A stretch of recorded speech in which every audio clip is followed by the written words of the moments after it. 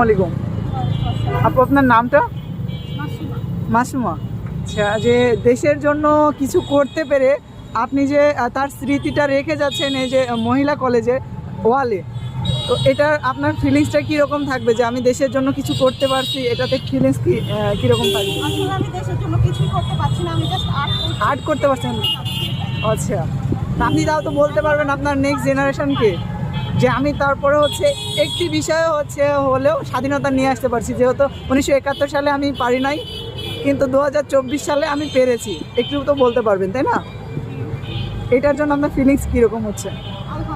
আলহামদুলিল্লাহ। তো অসংখ্য ধন্যবাদ আপু আপনাকে, থ্যাংক ইউ আপু। আসসালামু আলাইকুম। আপু আপনার নামটা? কোন কলেজ থেকে আসছেন? বরেন্দ্র বিশ্ববিদ্যালয়। আপনার তিনজনেই কি বরেন্দ্র বিশ্ববিদ্যালয়? আচ্ছা, আপনি কোন বিভাগে? সিএসসি। আচ্ছা, তাই আপনি যে